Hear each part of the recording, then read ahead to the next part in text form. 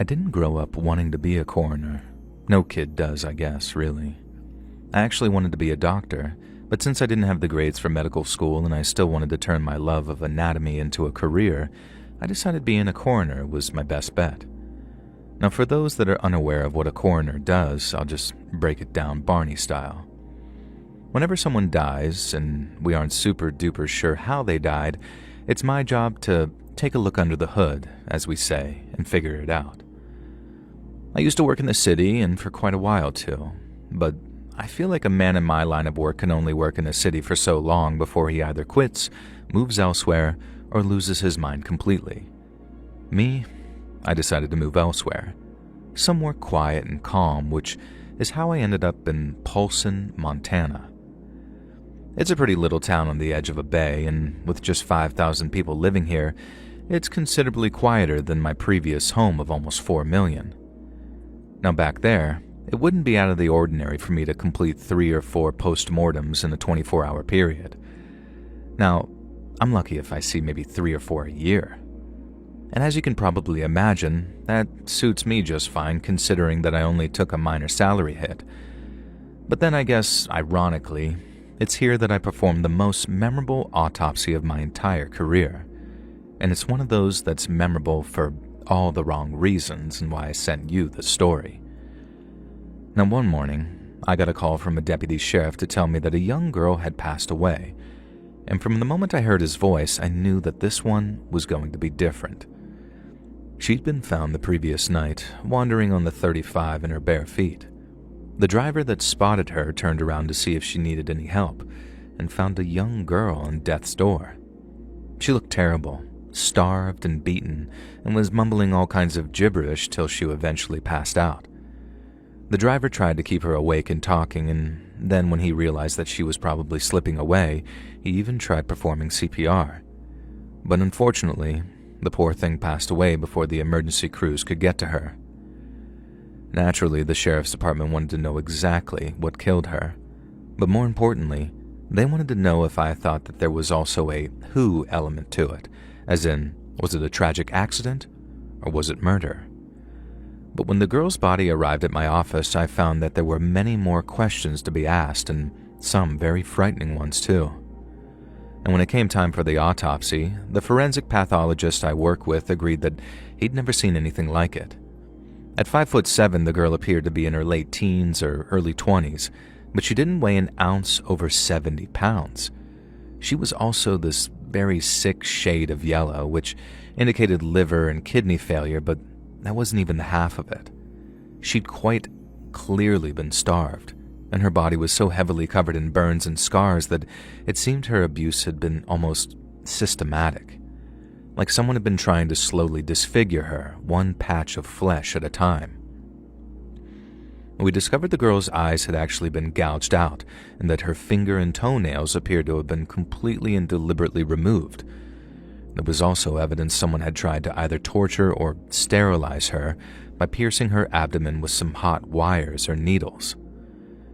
The technicians collected swabs and samples, and then the pathologist proceeded to cut that old distinctive Y shape into the chest of the deceased. And the effects of her starvation were evidence of the girl's organs, yet bizarrely we found quite a sizable amount of partially digested organic material in her lower digestive tract.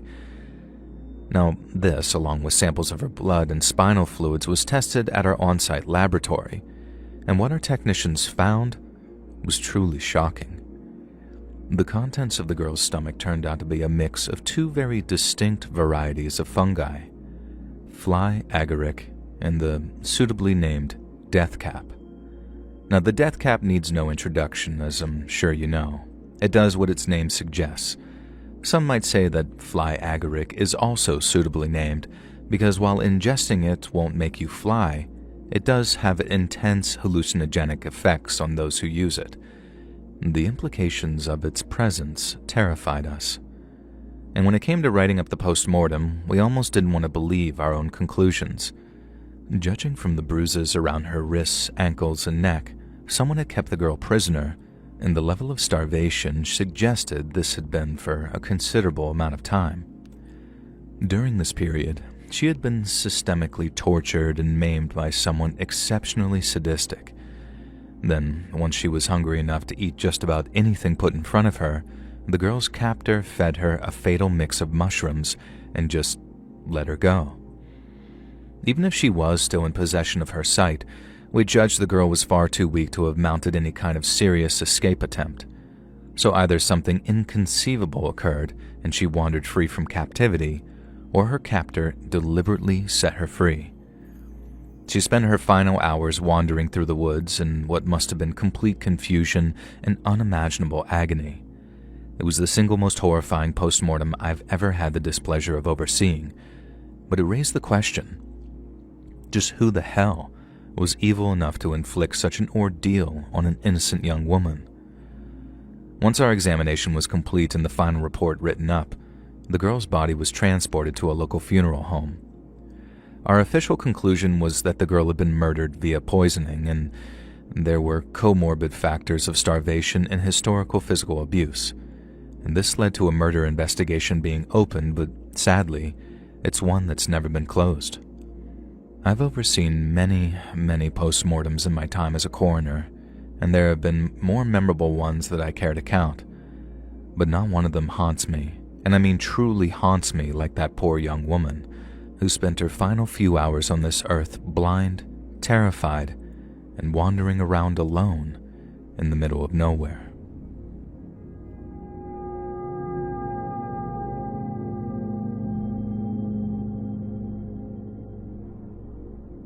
Ever since I can remember, I've always been into post-apocalyptic movies and TV shows. That's no exaggeration either. The first movie I ever remember watching was a Peter Graves one from the 70s called Where Have All the People Gone? It's about a mysterious natural disaster, a solar flash that turns like 90% of people into ash and leaves everyone else to wander this deserted, dead landscape. If I watched it nowadays, I'd probably think it was pretty lame, but back then, it was the coolest thing I'd ever seen. I mean, Mad Max was awesome too, but the idea of people disappearing seemed like it'd be sort of strangely peaceful. Now cut to about 15 years later, and I don't have to look far to understand my fascination with abandoned places. And throughout the summer of 1996, me and my buddy Stan started ticking off as many Texas ghost towns as we possibly could. We visited Mesquite over in Borden County, and then we hit up Best and Reagan and Langley over in Valverde. We'd walk around, take pictures, drink a few beers, and then drive back home once we were back under the limit again. And you might think once you've seen one abandoned town, you've seen them all, but that couldn't be any further from the truth. Each one has something unique to offer. It's just that sometimes that thing isn't always good. So after Langley, me and Stan started looking up other places to visit. It wasn't easy back then. We didn't have access to the internet to just look these things up. So when Stan found a place, he called me up, excited as hell, and told me all about a little place called Lobo. Apparently water was found in the area back in the mid-1800s, and it became a watering hole for pioneers heading west. A railroad depot was established a few years later under the designation Lobo because of all the wolves that roamed around the area, and that's how the town got its name. By the late 20s, the town had almost 30 permanent residents, but more than 100 railroad workers that were stationed around the depot too. There was a hotel, a general store, and a bunch of other businesses. And then came the earthquake. Well, 2 earthquakes, and then the wells ran dry. Stan said that, and he swore this was no word of a lie, a guy called William Christ bought the whole place in the 60s. He opened up a general store and a gas station in the hopes of reviving the place and offered discounted rents to anyone who'd come live there. But then, weirdly enough, there was a weird kind of crime wave around Lobo, and then a bunch of Bill Christ businesses all burned down one night, and he abandoned the place. That was 1991, meaning by 1996 the place had been abandoned for 5 years. But unlike a lot of other places, almost every building in Lobo was still standing. In fact, I'd say it was the most complete abandoned town we'd ever visited, and the closest I'd ever been to recreating the stuff I saw in Where Have All the People Gone. As you can imagine, I was absolutely over the moon, and so was Stan. It was like we'd walked straight onto the set of some post-apocalyptic survival movie. But little did we know, it was about to become part horror movie too. Because after walking around for no more than a few minutes, me and Stan had heard a sudden scream. It might sound dumb, but at the time, I looked at him and asked if he'd set it up. Like he'd, I don't know, paid someone to stop by and scare the crap out of me by unleashing some blood-curdling scream. But I turned to him, and the look of fear on his face told me all I needed to know. Since we'd heard Lobo was popular with urbex enthusiasts, some people who also appreciate abandoned places, we figured some other group had run into trouble, some obviously painful trouble by the sounds of things. So we did what we'd want anyone else to do if that was us in that situation, which was run to help. We ran in the direction of the screams, then as we got closer, we heard the sound of someone else cursing. I don't know about Stan, but I thought it sounded like whoever he was with trying to calm him down. He'd fallen, broken his leg, and his buddies telling him to keep quiet so he can concentrate. But it wasn't that at all. Stan yelled out, "Hang on, we're coming," at which point the person screaming started yelling, "Please help me," and all sorts of stuff. And we heard the other voice again too, and right away, I realized that we might have misjudged the situation. Something didn't sound right about the way that he was talking, but I could barely hear him over the screams. So I also didn't stop running because both me and Stan were still under the impression someone needed help.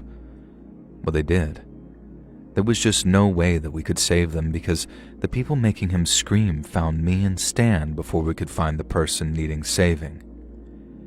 We didn't see the guy, we just saw some 6-foot monster wearing gloves and a crowbar, and then another guy, smaller, yelling at the bigger guy to get us. Now we turned on our heels and then sprinted all the way back to the car with that huge guy on our tail.